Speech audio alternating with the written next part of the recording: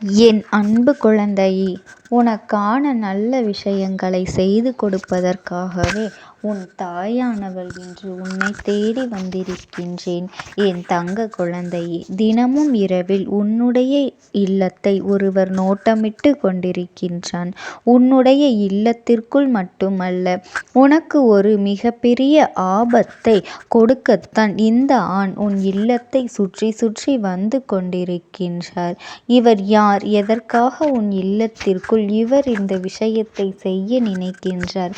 இவரின் நோக்கம் என்ன என்பதனை இந்த அம்மா உனக்கு தெளிவாக சொல்லிவிட வந்திருக்கின்றேன். என் குழந்தையே, இது போன்ற விஷயங்கள் சற்றென்று உன் மனதிற்குள் பயத்தை உருவாக்கலாம். என்னவென்று உனக்கு தெரியாமல் உனக்கு ஒரு பதற்றத்தையும் கொடுக்கலாம். ஆனால் உன் இல்லத்தை ஒருவர் நோட்டமிடுவது உண்மை. அது ஒரு ஆண் என்பதும் உண்மை. அப்படியானால் அவர் எதற்காக நோட்டமிடுகின்றார்? நல்ல விஷயத்திற்காக செல்கின்றாரா, அல்லது தீய விஷயத்திற்காக செய்கின்றாரா என்பதனை கட்டாயமாக நீ தெரிந்து கொள்ள வேண்டும். முன்பெல்லாம் உனக்கு யாரிடத்திலிருந்து எந்த ஒரு செய்தியும் கிடைக்காது. அப்பொழுது நீ அமைதியாக வீட்டுக்குள்ளேயே இருந்து கொண்டிருப்பாய். உன்னை சுற்றி நடப்பது என்னவென்று அறிந்திருக்க வாய்ப்பில்லை. ஆனால் இப்பொழுது நீ வணங்குகின்ற தெய்வங்களின் வாக்கினை முழுவதுமாக உன்னால் தெளிவாக கேட்க முடிகின்றது அல்லவா?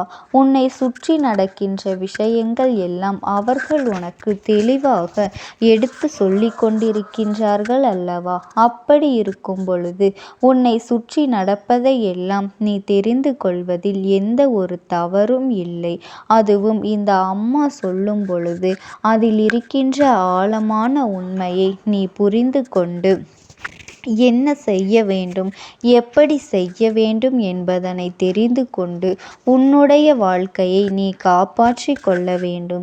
உன் அம்மா உன்னிடத்தில் ஒரு விஷயத்தை கொண்டு வந்து சேர்க்க முயற்சி செய்கின்றேன் என்றால் நிச்சயமாக அதற்கு பின்னால் ஏதோ ஒன்று உன் வாழ்க்கையை போட்டு உன்னிடத்தில் குழப்பங்களையும் கஷ்டங்களையும் ஏற்படுத்தி கொடுக்கின்றது.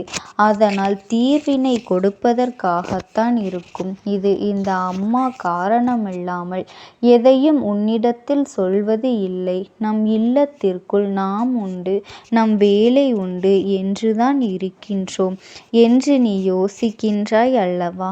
ஆனால் உண்மையில் இப்படி இருப்பதினால் என் குழந்தை என்னவாக இருந்தாலும் எது உனக்கு எதுவுமே தெரிவதில்லை. நம்மை சுற்றி நடக்கின்ற விஷயங்கள் மீது நமக்கு கொஞ்சமாவது கவனம் இருக்க வேண்டும். ஏன் தெரியுமா? உன் அம்மா உன் வாழ்க்கையில் இதுநாள் வரையிலும் கவனத்தில் உன்னிடத்தில் எந்த ஒரு தவறும் இல்லை. நீ சரியாகத்தான் எல்லா விஷயங்களையும் செய்து கொண்டு வந்திருக்கின்றாய்.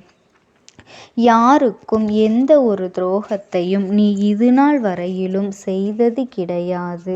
அடுத்தவர்களுக்கு தேடி போய் நீயாக உதவிகள் செய்துதான் இத்தனை கஷ்டங்களையும் நீ ஒவ்வொரு நாளும் அனுபவித்து கொண்டு ஓய்ந்திருக்கின்றாயே தவிர ஒருபொழுதும் நீ யாருக்கும் எந்த ஒரு தீங்கினையும் கெடுதலையும் இதுவரை செய்ததில்லை. உதவி என்று கேட்டு வந்தவருக்கு இல்லை என்று ஒரு நாளும் நீ சொன்னதும் இல்லை. உனக்கு உணவில்லை என்றால் கூட கையேந்தி நிற்பவர்களுக்கு நீ அவர்களின் பசியை போக்கிவிட்டுதான் நிம்மதி அடைந்திருக்கின்றாய். அப்படி ஒரு குணத்தை கொண்டு நீ கேட்டு வந்தவருக்கு இல்லை என்று ஒரு நாளும் மறுத்தது இல்லை. உனக்கு உன் வாழ்க்கையில் உன்னை சுற்றி நடக்கின்ற பிரச்சனைகளை பற்றியெல்லாம் நீ இதுவரை தெரியாமல் இருப்பது நியாயமில்லை. உன் பக்கம் எந்த தவறும் இல்லாத பொழுது உனக்கே இப்படி பிரச்சனைகள் வருகின்றது என்றால் அதை என்னவென்று நீ தெரிந்து கொள்ள வேண்டும் அல்லவா? அம்மா சொல்வது உண்மைதானே? அம்மா எதையும் தெரியாமல் சொல்லிவிட மாட்டேன். இதனை நீ புரிந்து கொள்ள வேண்டும். உன் இல்லத்தில் காவலில் நின்று கொண்டிருக்கின்ற இந்த வராகி ஒரு ஆண் தினமும் உன் இல்லத்தை தேடி வருவதைக் கண்டு நிச்சயமாக அச்சமடைந்தது உண்மைதான். எதனால் இவர்கள் இத்தனை நம்பிக்கையோடு தினம் தினம் உன்னுடைய இல்லத்திற்கு வருகின்றார்கள்?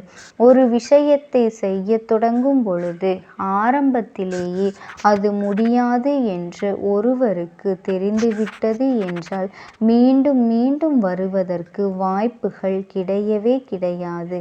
ஆனால் இவரும் உனக்கு எதையாவது சாதித்து கொடுத்துவிட வேண்டும் என்று மீண்டும் மீண்டும் வந்து கொண்டிருக்கின்றார்கள் என்றால் அதை நிச்சயமாக என்னவென்று நீ தெரிந்து கொள்ள வேண்டும் அல்லவா? அதனால்தான் இந்த அம்மா யாரென்று தெரிந்து கொள்ள முயற்சிகள் செய்து அவர் யார் என்றும் நான் கண்டு கொண்டேன். அவரை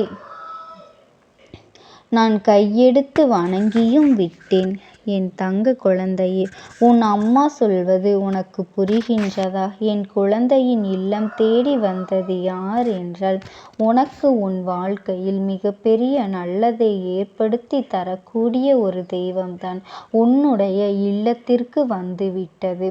அப்படி என்றால் நிச்சயமாக இத்தனை நாட்களும் உன்னை ஆட்டி படைத்த அத்தனை பிரச்சனைகளும் தீரப்போகின்றது என்றுதான் அர்த்தம். அவர் உன் இல்லத்திற்குள் மீண்டும் மீண்டும் வந்து கொண்டிருப்பதனால்தான் உன்னுடைய அத்தனை பிரச்சனைகளையும் இப்பொழுது கொஞ்சம் கொஞ்சமாக மறையத் தொடங்கி உனக்கு தீர்வினை கொடுப்பதற்காக வந்திருக்கின்றது. அதாவது எந்த பிரச்சனைகளுக்கெல்லாம் முற்றுப்புள்ளி வைக்கின்ற நேரமும் வந்துவிட்டது. அப்படி ஒரு நிலைதான் இப்பொழுது உன் வாழ்க்கையிலிருந்து வந்து கொண்டே இருக்கின்றது. இவர் ஒரு விஷயத்தை நினைத்துவிட்டார் என்றால் உன்னுடைய சந்தோஷத்தையும் வெற்றியையும் ஒட்டுமொத்தமாக உன் கைகளிலேயே துரத்தி கொடுக்க தயங்க மாட்டார் என்பதனை நீ புரிந்து கொள்ள வேண்டும். அப்படியானால் முதலில் உன் வாழ்க்கையில் இருக்கின்ற பிரச்சனைகளை எல்லாம் ஒழிக்க வேண்டும் அல்லவா? எல்லா கஷ்டங்களும் உனக்கு உச்சத்தை தொட்டு அது உனக்கு மன நிம்மதியை கெடுக்கும்படி இருந்துவிடக் கூடாது அல்லவா? இவர்களால் தான் உனக்கு நடக்கின்ற அத்தனை நல்ல விஷயங்களும் வந்து கொண்டு இருக்கின்றது. என் தங்க குழந்தையே, நீ ஒரு விஷயத்தை தொடங்கும் பொழுது எப்பொழுதுமே ஒருவித பயத்தோடு தானே தொடங்கி கொண்டு இருக்கின்றார். இவர்கள் நிச்சயமாக இவர் யார் என்று தெரிந்தால் நீயே சந்தோஷப்படுவாய்.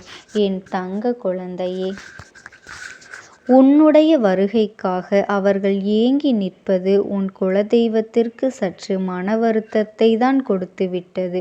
அது மட்டுமல்ல, இரவு நேரத்தில் நீ மிக விரைவாகவே உன் வீட்டிற்கு வந்துவிட வேண்டும்.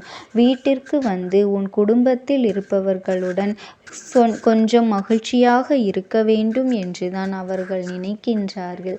என் தங்க குழந்தையே, அந்த அப்பன் முருகன் தான் தினமும் உனக்கு உன் இல்லத்தின் வாசலில் காவலுக்கு நின்று கொண்டிருக்கின்றார் என்பதனை நீ மறந்து விடாதே. அதனால் எந்த ஒரு தீய சக்தியும் நிச்சயமாக உன் வீட்டிற்குள் நுழையாது என்பதனை நீ இன்று தெரிந்து கொள்ள வேண்டும். ஓம் சக்தி.